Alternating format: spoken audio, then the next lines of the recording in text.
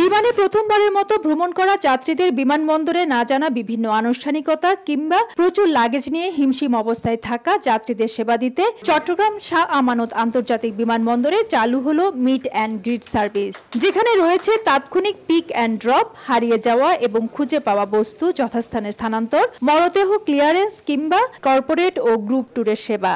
এছাড়া ভিআইপি এবং সিআইপিদের জন্য অনারেবল ভিসা সহ এয়ার টিকিট, লাগেজ সংরক্ষণ ও হোটেল বুকিং এর ব্যবস্থা রয়েছে। এই সেবা পেতে অনলাইনের পাশাপাশি অন স্পটও আবেদন করা যাবে। বৃহস্পতিবার আনুষ্ঠানিকভাবে এর উদ্বোধন করা হয়। সার্ভিস চার্জের বিনিময়ে যাত্রীদের সেবায় নিয়োজিত থাকবে বেসরকারি প্রতিষ্ঠান এপিআই এভিয়েশন।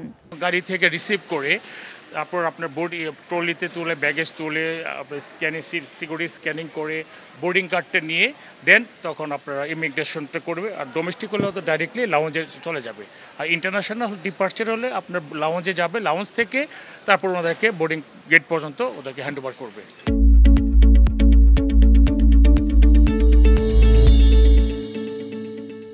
বিমানবন্দরে এসব সেবা সহজতর করার পাশাপাশি অন্যান্য সেবার মানকেও আরও উন্নত করতে প্রস্তুত বিমানবন্দর কর্তৃপক্ষ।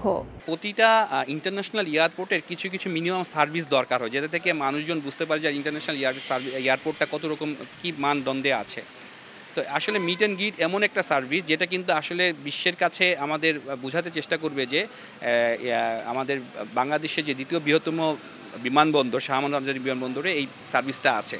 সপ্তাহে 7 দিন 24 ঘন্টায় চালু থাকবে মিট অ্যান্ড গ্রিট সার্ভিস, যেখানে 300 টাকা থেকে সর্বোচ্চ 1500 টাকা পর্যন্ত চার্জ নির্ধারণ হয়েছে।